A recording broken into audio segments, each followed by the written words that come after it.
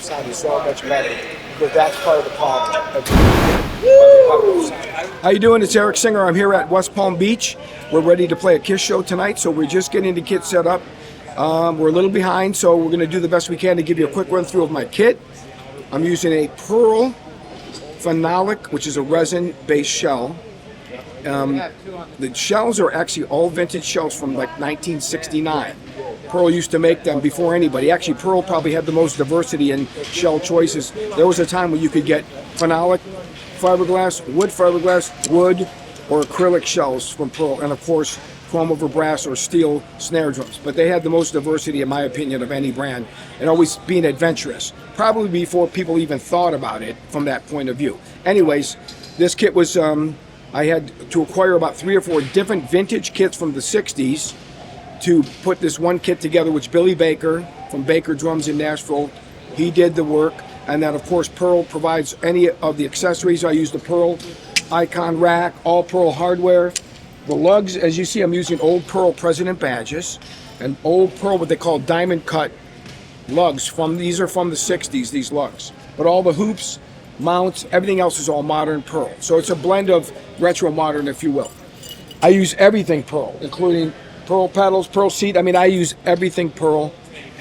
I use attack drum heads and Zildjian cymbals. And I've been using Zildjians my whole life, Pearl for 36 years, so I'm kind of a very loyal endorsee, if you will. I've been with Attack probably 25 or 30 years, Zildjian sticks for probably 30-something years, so I don't switch stuff. But once I find something I like and that works for me, that's what's important.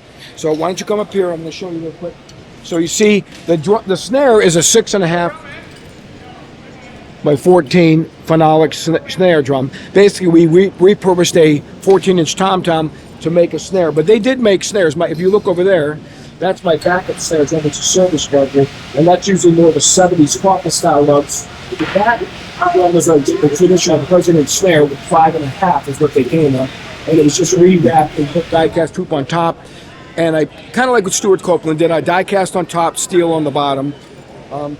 This one has got steel hoops top and bottom because I want the drum to be a little more open, because using this wrap, which is like they call like a chrome crocodile pattern, it's actually like a faux or fake leather, so it probably is muting the shells a little bit. So to keep the drums more open, you're using all steel hoops to keep, die-cast hoops can sometimes make the drums a little bit more choked, sometimes more focused.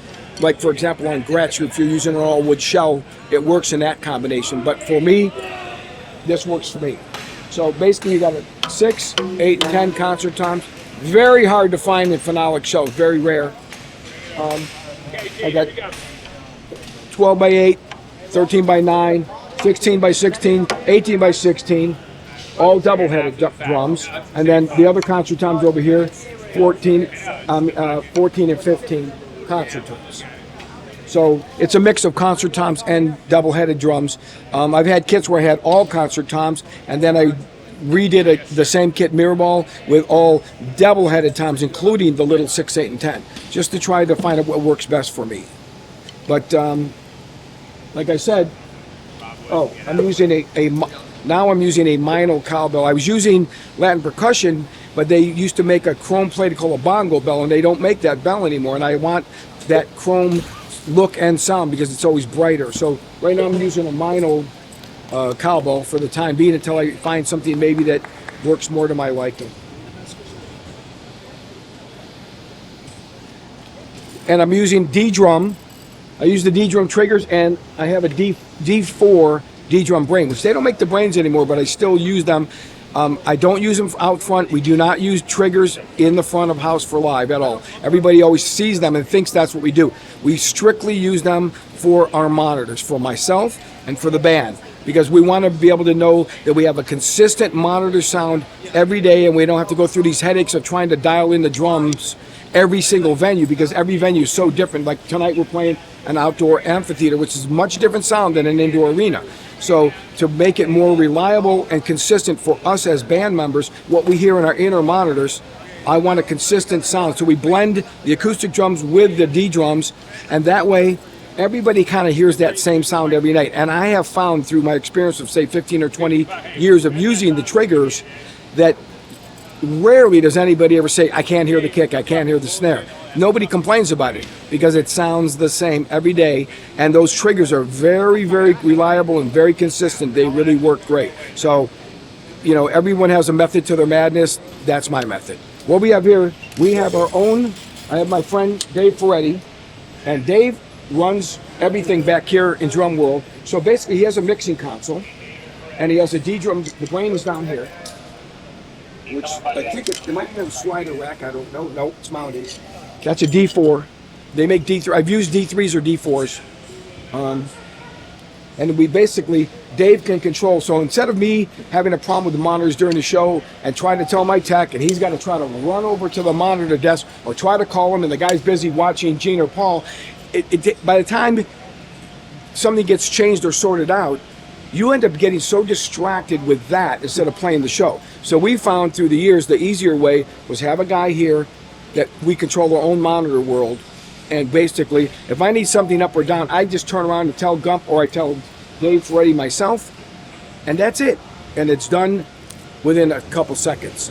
And I don't get distracted and taken off my game, of which I'm supposed to be doing, focusing on playing the show. Because during the Kiss show, there's a lot going on. There's always pyro and bombs and all kinds of cues that happen on almost every song. I don't think any band does as much pyro stuff as we do, and bombs, like constantly. So it's really important for me to stay focused on the show more than anything. And that's why we rely so greatly on our crew. And I'm lucky to have Gump. You're not going to come and say hi? Oh, he's in the middle of something. All right, well, that's Gump. That's Lauren Wheaton. He's like drum tech to the stars. And Gump's worked for everybody. So I'm honored to have him, and actually blessed to have him, because he makes, I always tell people, you want things to be like a turnkey. When you get in your car, everybody sets their seat, height adjustment, steering wheel, and everything exactly to their liking. And when you get in your car, you want to be able to just put your key in the car and go, right? That's what I have with Gump. I call it turnkey. I can get up there and I know that it's going to be consistent, it's going to be right, and it's going to be good or great. The only thing, the variable that changes that is the sound of the venue and how you feel on a particular day, because you're not a machine.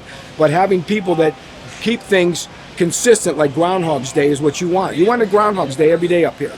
And that's what I have. So I'm lucky to have a great tech, and he's very understanding and sympathetic to the way a drummer plays and what his needs are, especially in the heat of battle, which means during the show. And he's also really great at tuning drums, because he learned from the best. He said Steve Smith taught him how to tune, and I believe it, because he tunes great. And that's it. That's basically my rig rundown for this particular Kiss kit on the End of the Road tour.